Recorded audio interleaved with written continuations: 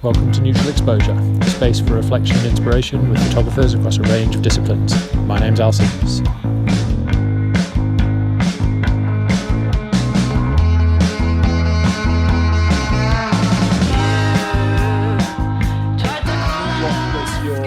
What was your first kind of introduction to photography, and where did the interest first come from?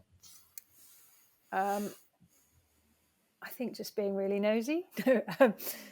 I think I started when I went and lived in America when I was quite young. I left school and went to America, and I came back not really knowing what I wanted to do or where, what sort of avenue I wanted to go. And I did some evening courses and day courses, and photography was one of them. And I just really loved it. I really connected with it. I liked the idea that you could look at something but not partake in it.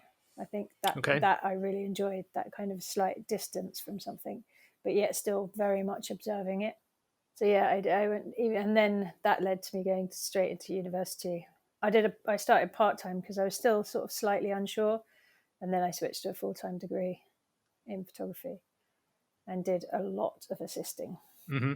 Had you always been quite creative, like before kind of going to the States and then thinking about what you had to do actually to make a living? I'm definitely much more creative than I am an academic, that's for sure. Yeah, I definitely lean in that direction. And I think my family are that way.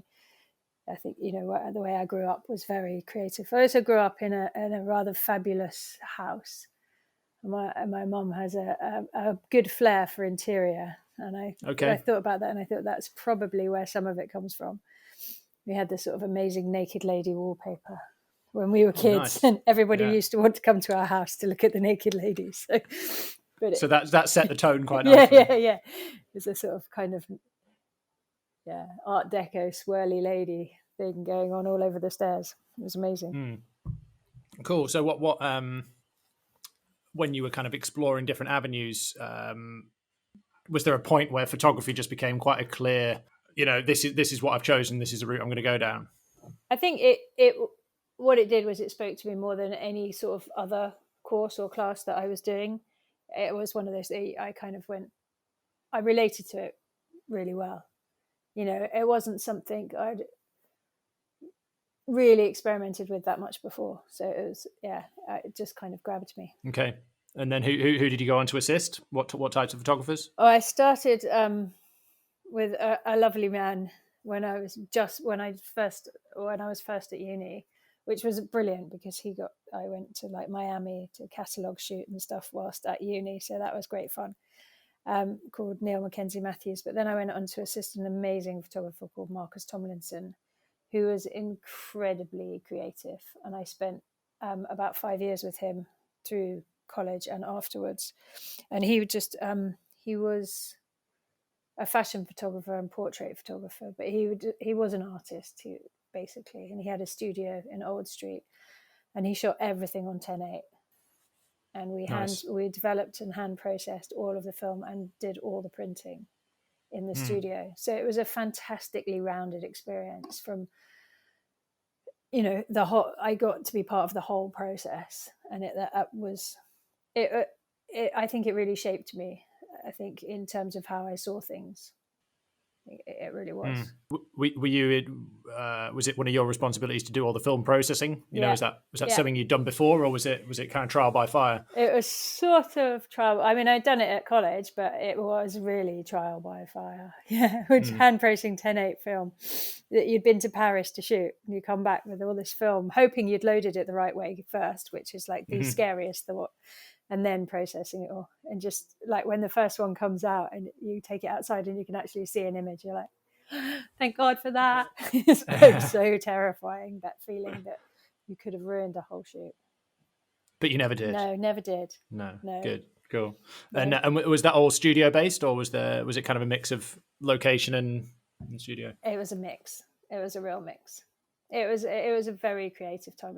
It was tremendously good fun. We'd be, he'd get a lot of whims, and we'd take models to lakes at 3 a.m. and shoot them like Ophelia, and it was with lighting outside. It was a very rounded, very creative experience. Sometimes a little trying, but mainly it was very good.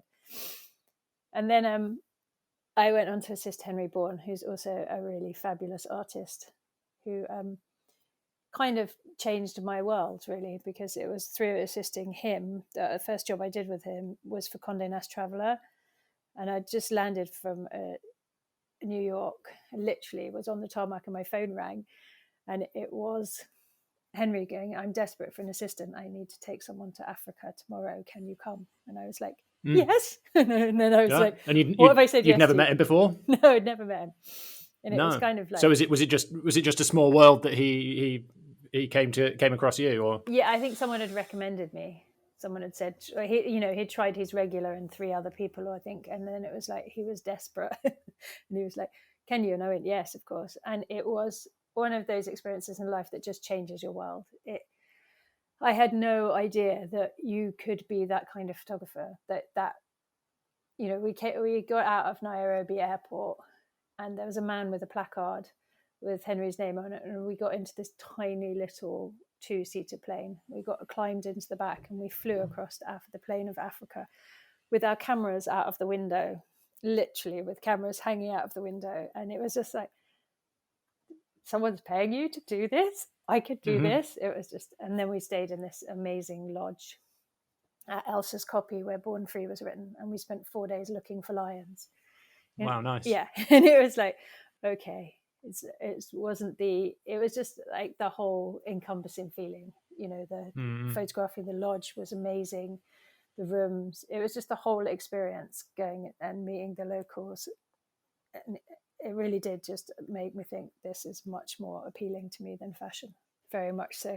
Yeah. Okay. So this is what, like early 20s, mid 20s, or? Yeah, early 20s. Yeah. Okay.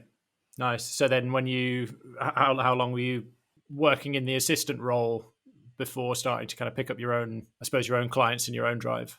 Probably a little bit too long, but I think in a way that was also quite useful. I mean, when I came back from when we came back from Africa, that really did change my way of thinking, and I thought, this is really what I want to do. So I started to put together a portfolio that would work for that.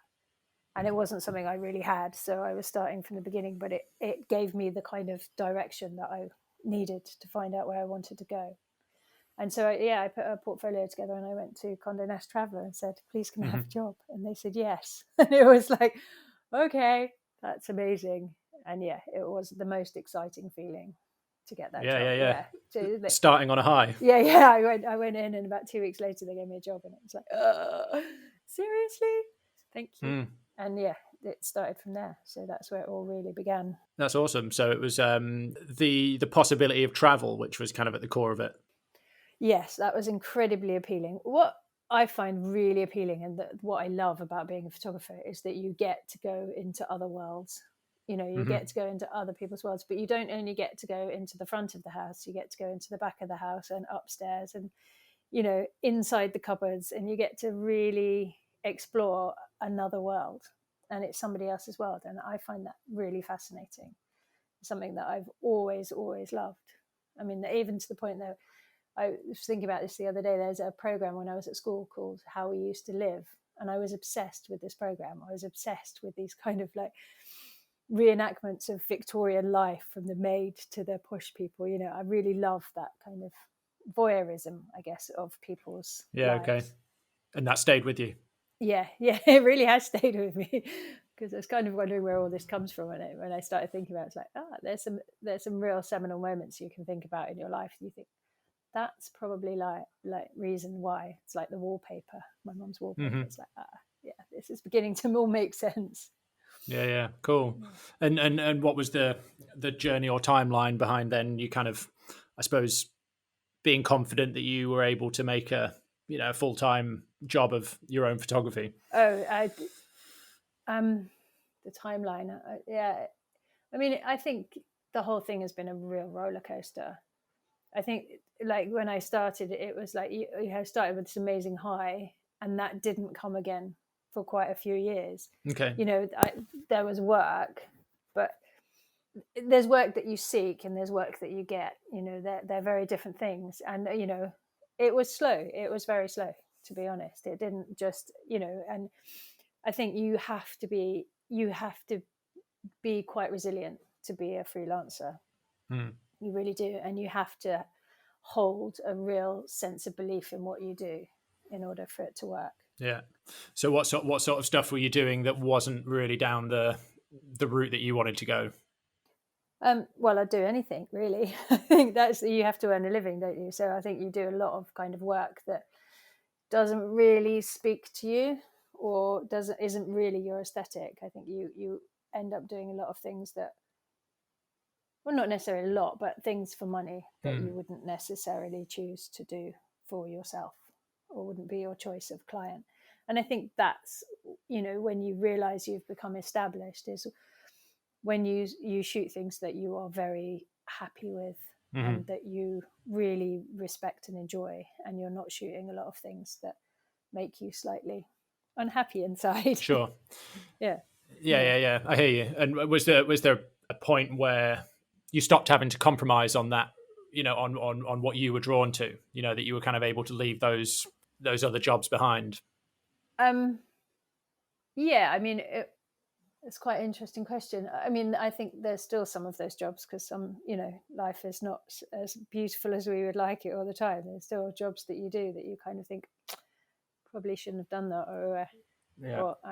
or it is financially worth it for, and that's something you have to think about. It's very hard to just be creative and expect to be paid for that by everyone all the time. You have to, for your own style, you do have to adapt. You do have to adopt, some other ways of looking in order to make a living. And did it take a while to kind of build up I suppose you say like that it started on a high, did it take a while to kind of build up the momentum, back home in London to kind of pick up clients? And yeah, what was that process like? I mean, it takes years, I think, to really establish yourself in the way that you want to be seen. It does take quite a long time. Well, it did for me. But I think that's also something to do with your own self-confidence and your belief in your own work. And I think that, that does take time. If you're not entirely sure of which direction you want to go in or what you want your finished product to look like, then, you need to establish a look for yourself that grows with you. And things do take a while to grow, and to grow well, you need to plant really good roots. And I think that's possibly the way that my career has gone. I think I established some very good solid foundation, and then kind of had a few wilderness years, and then a kind of And what has kind of influenced this? Well, I suppose, how has your style developed over time as well? Have you always kind of had quite a strong aesthetic vision, or is that something that's what's influenced that?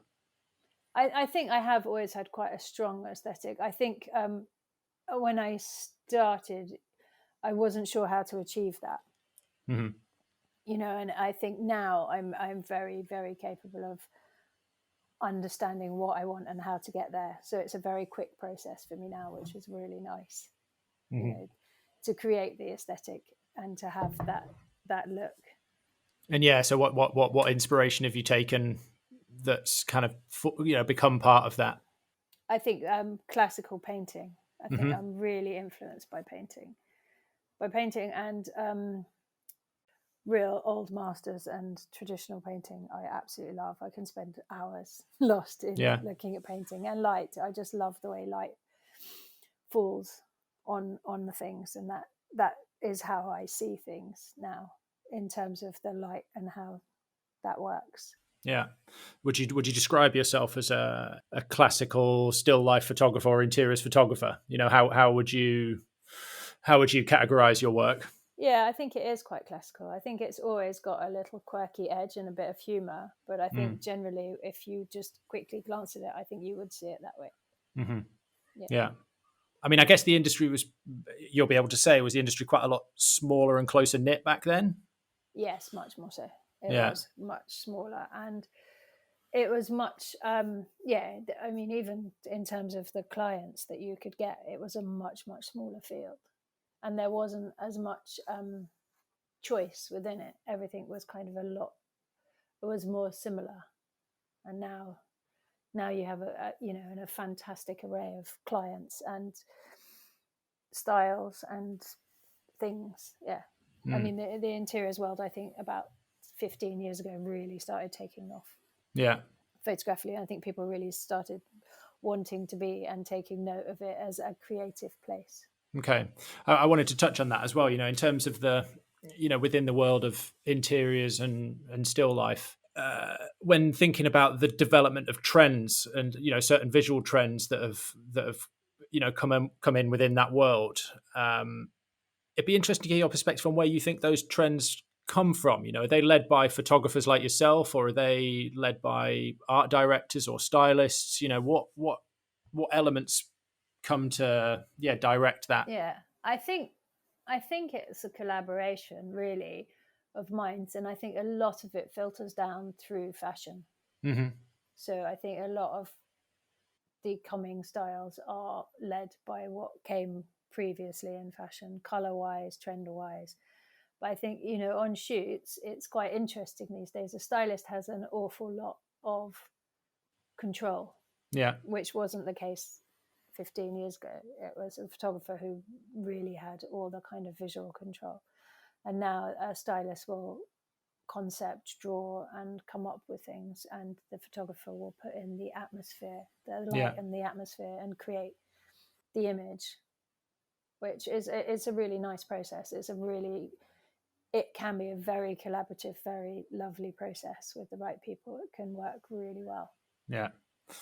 And you've built quite strong ongoing collaborations and relationships with stylists and people like that. Yeah, and I think it's really important. I think because it isn't, interiors wise especially, it isn't something you do by yourself, especially in the working arena. So it is very important to develop those relationships and have really collaborative relationships that are based on creativity. And it's very good to have a similar aesthetic as someone you're working with, or an understanding that if you don't, how to make the two work, because that can be the make or break of a shoot.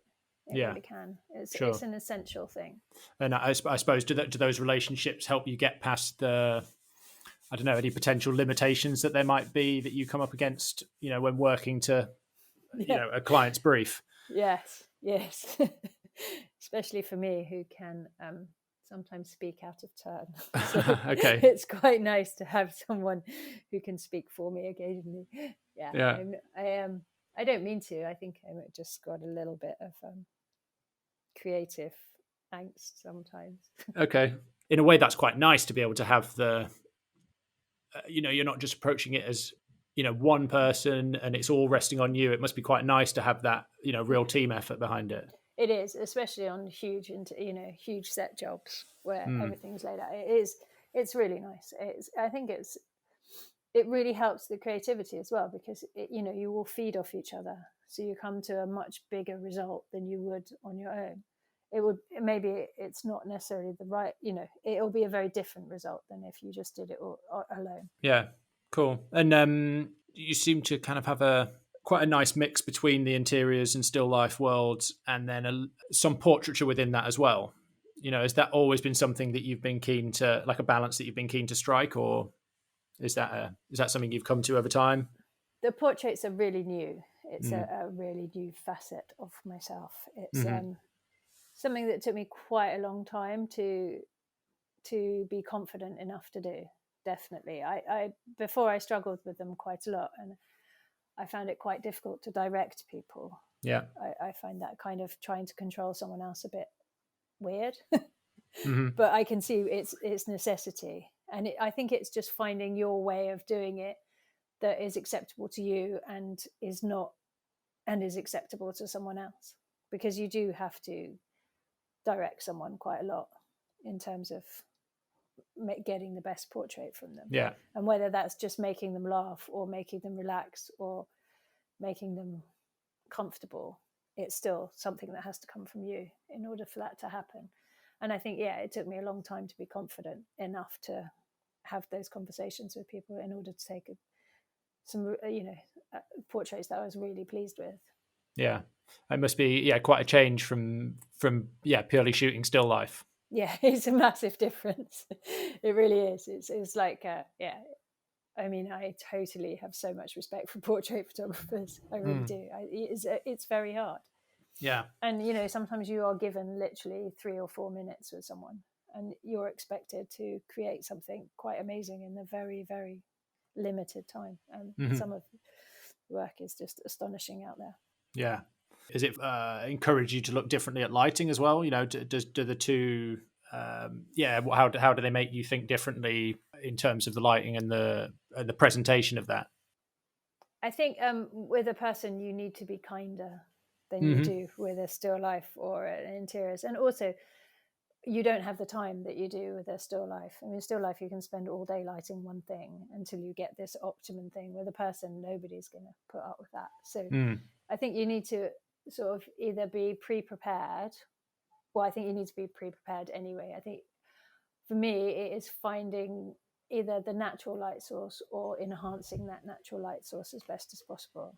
That Yeah. it really works for me. I love that kind of natural light look, even if I've created it myself, which quite often I have. Cool.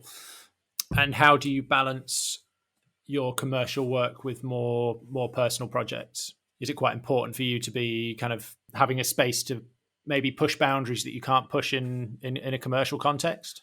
Yes, I think it is really. I think it's really important if you are creative to use your art form for your own creativity as well as creating for other people. Otherwise, I think you would possibly go a little bit stir crazy inside you.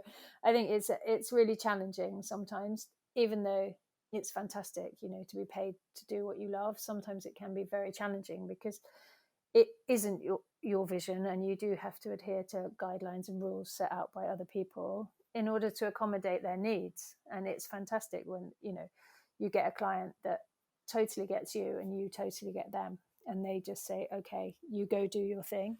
Hmm. But it's quite rare. Yeah. Yeah. And you have to be accepting of this is the way that it works.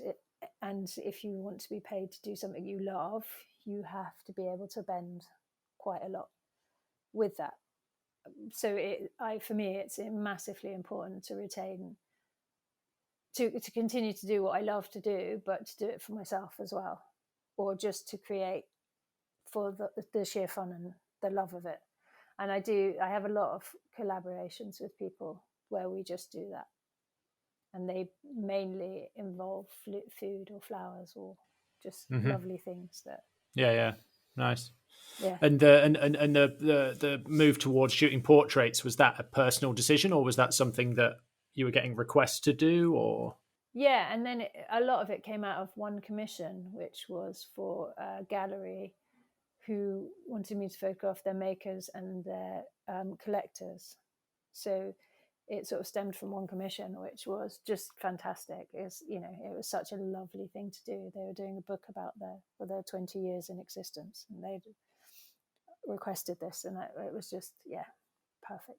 Nice. And I suppose it gives you it must be quite a nice, well, I suppose a development from, purely shooting objects or design to then be able to, I suppose, have more of a relationship with the makers themselves. Yeah, the makers I was particularly loved because I loved their spaces. Yeah. For me, Yeah. it was really quite a fabulous thing to do. And it's quite funny because like a lot of the objects that the makers had made are things that I use and I have on shoots all the time. So to then go to their creation and where they were created and photograph that as well, in my head, it's made a really lovely journey. Hmm. And what about the movement into more moving image as well? Yes, that's a whole new world, Yeah. which So is that something which has kind of been, a path that you've kind of been led down, or is it a choice that you've made yourself, or? this is definitely my choice. Yeah. I really felt a need to expand from the still image. I don't know, I kept seeing little things and I quite just making little tiny videos on my phone that I was, beginning to really enjoy, and then giving a couple of opportunities to make little films for people. And yeah, I relished it. I really enjoyed the process. And it's also the learning. It's like learning something else, Hmm. which is to do with your craft, but it's expanding all of you. and expanding your mind quite a lot in learning Yeah. new skills. Yeah, and then the editing process, which is Sure. the fun Another bit. Yeah. another ball game in itself. Yeah, Yeah. but it's the idea of telling a story, which I think I love, and I think telling a story in a still image is very possible, but there's also otherness that you want to go with that. So with video, that's what I love, because you can get a complete story into a very small little period of time, whereas in a photo you can tell a lot but not necessarily all that you want to tell. Yeah. And do you like being able to spend quite a long time, whether in still or moving image, being able to spend quite a lot of time creating the final result? Yes, Yeah. I do. I mean, to be honest, I have learned to edit, but I also have learned that other people do it much better than I do. Yeah. Yeah, I think we should utilize people's skills for what they have. Yeah. I can see how I want it to go, but I don't have enough experience now to understand, to get it there, so it's quite good to give it to other people. Yeah. And then going back to, I suppose, from where you transitioned from assisting to your own work, you mentioned that, it was really great kind of working with a fashion photographer, working with 10-8. What did that kind of process teach you, which you've taken on yourself? I think the understanding of quality in an image Mm-hmm. is definitely important to me. Yeah. And I think, with the phase, you definitely get that. Shooting any kind of medium format, which for me is the most accessible way of doing what I do. Mm-hmm. So you've always worked with medium format? Yeah, Or?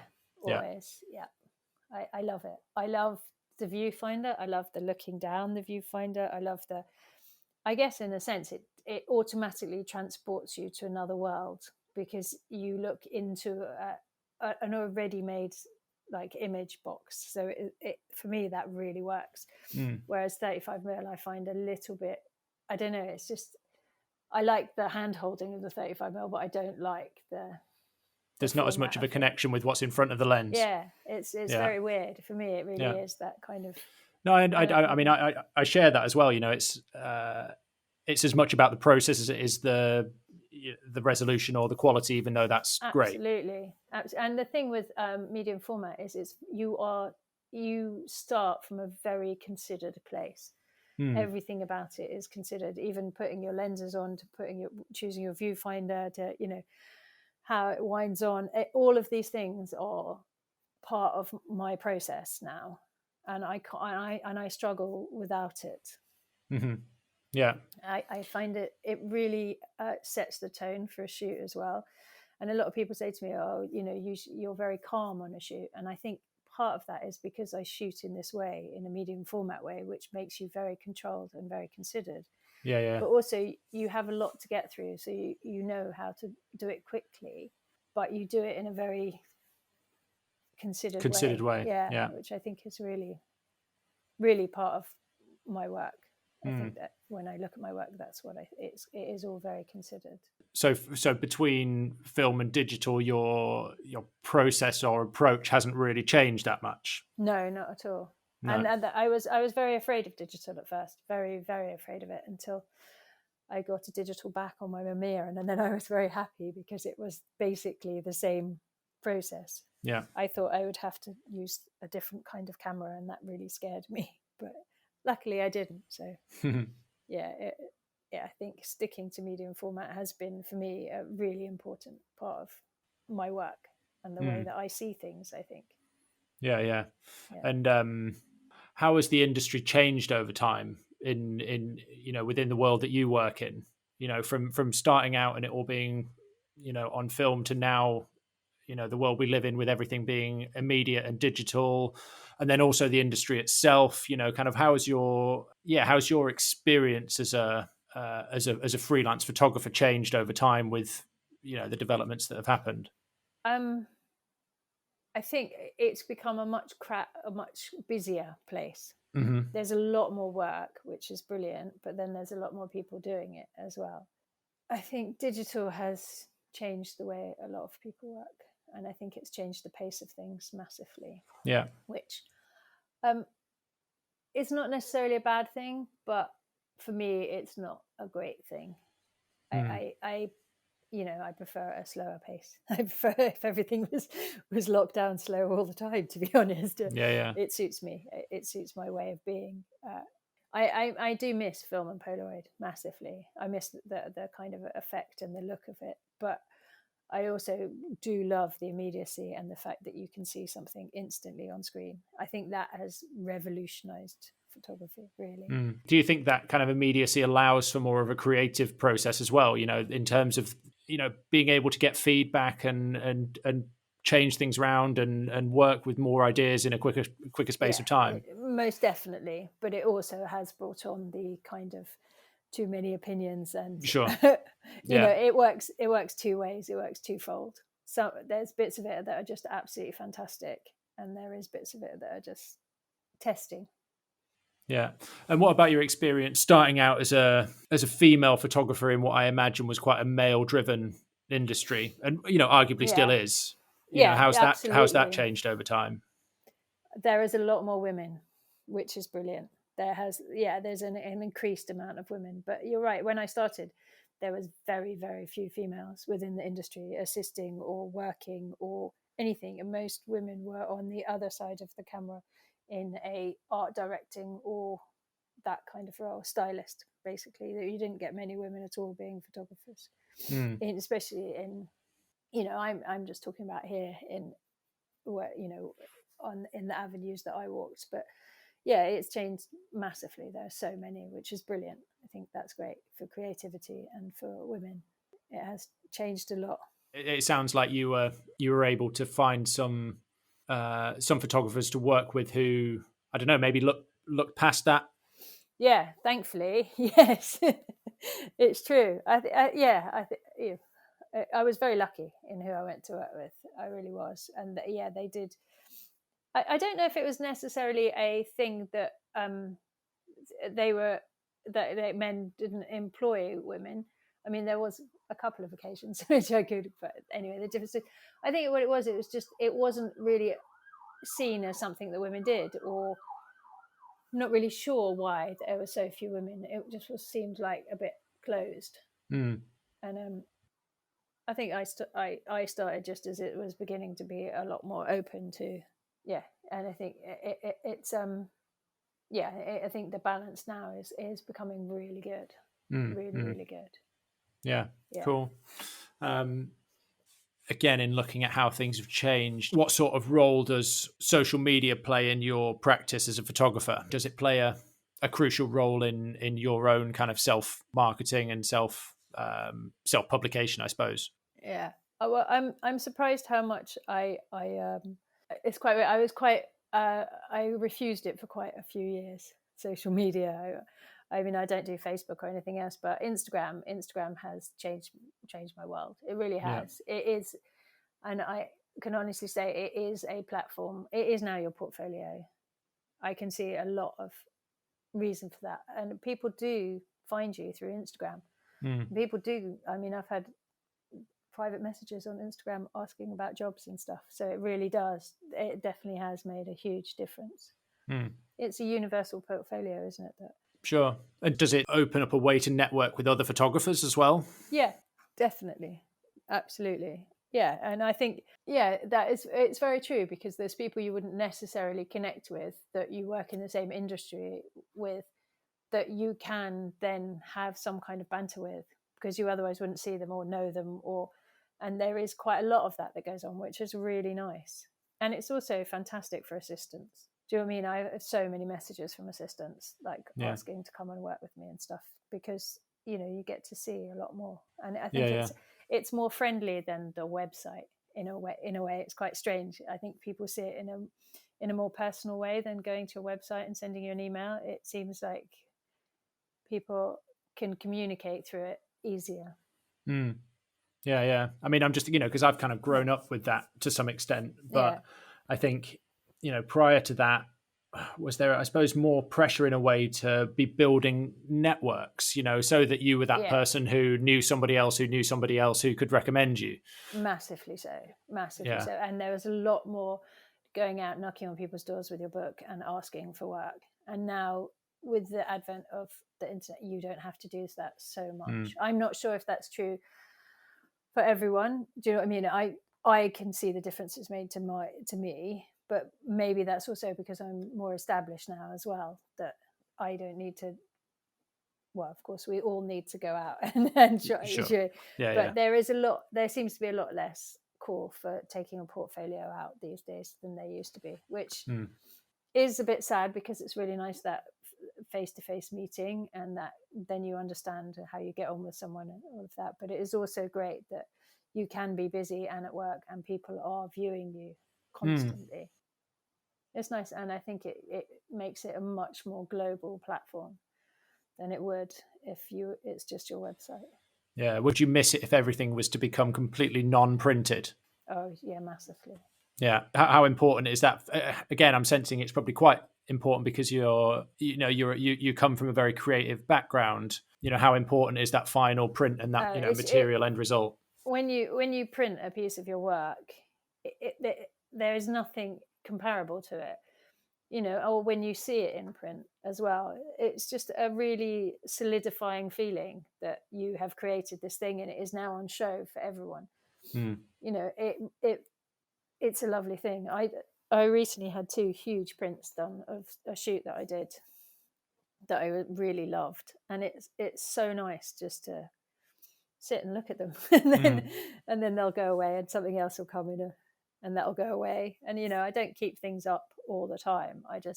I rotate, and when I sort of really fall in love with a picture, and then I put it up, and then I take it away. But a finished print, a beautiful print, it's nothing like it. It's a lovely thing. Because it's one thing I've always thought when people who are like, film is so much more tangible than digital, and it's like, well, print it.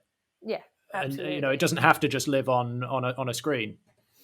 The thing that I really do miss about film, which I find digital lacks in a sense, is the nuances. You don't get so many happy accidents, and that is something I really do miss. I miss this kind of occasional light spill or flare or something that just takes it somewhere else into a sort of slightly magical realm. And I think with digital, you have to create that. With film, it created itself, and that was a really, really beautiful thing. Yeah. The imperfections in a way. Yeah. It was the magic the absolute magic. Yeah, cool. And what have you got in the pipeline for in terms of future projects? Well, apart from my 100 London homes, which I'm desperate to get out and start shooting again, which is my project that is a laughable project, because every time I think I must go and do some more, then I get really busy with work and I never seem to get to do any. And the 100's only gone down to about 78. So I've still got quite a lot to go. But, well, I mean, when did that start? Don't ask. It's embarrassing how many years this project is. But it will be my forever project, I think. But it's something I'm really interested in. I love how people live. I love what's behind the facade. Do you think that will live as a purely interiors project, or will there be portrait elements to that as well? Portrait and interiors, yeah. Yeah, cool. Yeah, definitely. I think it's like really hopping back to where I started, how we used to live or how we do live. For me, it's fascinating. It's absolutely, I'm so nosy. I can't walk down the street without looking in someone's window. If they got their light on at night, that's it. I'm there. I probably get myself arrested one of these days. But no, I'm a bit like that as well. I just find it fascinating. I really do. How we can all live in a very similar space, and it becomes so personalized once you open that door to someone else's world. It's utterly fascinating. So that is my big project that as soon as I get let out again, I shall get on with. Cool. Yeah. Well, I mean, I suppose going back to the fashion trends in photography, maybe that will only get more interesting if it's over a longer period of time as well. Yeah, let's hope so. Yeah. That's cool. And what sort of spaces is it that you're drawn to? What really kind of makes your heart sing? I think everything inside makes my heart sing. I love it when you go into someone's sort of space and it's very mundane and ordinary and it's kind of quite empty and sparse. But then I also love it when you go into someone's house and it's completely chaotic and eclectic and full to the brim of things that they have found and treasure they have collected and bits and bobs of anything. Yeah. I mean, I really am moved by the difference and the kind of what we find comforting as humans to surround ourselves with. Mm. I mean, I find that really fascinating, and it's quite often reflected in what pictures people have on the wall. Okay. You know, that is really quite telling when you go into someone's house, and even if it's just like things tacked to the fridge, or you know, the sort of pieces of art that, you know, postcards that they choose, or those kind of things, they really are interesting. Mm. And what sort of person are you? Look at the chaos. Oh, I'm quite eclectic. I am. I try to be minimal, but it's quite difficult for me. Yeah, I'm the same. I try, but it doesn't go very well. No, it doesn't go very well. I have a I would love like more space so I could be more minimal, but keep all of my stuff. Just keep it really nicely spread out. That's what I'd like to do. Yeah, I just like to spread. I have like a shelf in my living room, and it's an ever-changing display of things because it's not big enough for everything. So what I do is I put some things up, and I change a few weeks later. I change it to something else. Everyone that comes around is always like, "You've moved the furniture again." I'm like, "Yeah." It's because I have a little bit too much furniture, so I have to keep putting it in other rooms and trying it in different ways to try and make it fit, and it's never going to fit. Not getting rid of it, just moving it around. It's like, it's never going to fit. Just throw some of it away or give it away, but it's just hard. Yeah. But no, that's awesome. Well, really great of you to do this, Beth. You're very welcome. It's been a pleasure. Yeah, and nice to talk to you, and I hope we can catch up in person soon. Yes, indeed. That would be lovely. Yeah. Look forward to it. Yeah, Back in great. the real world.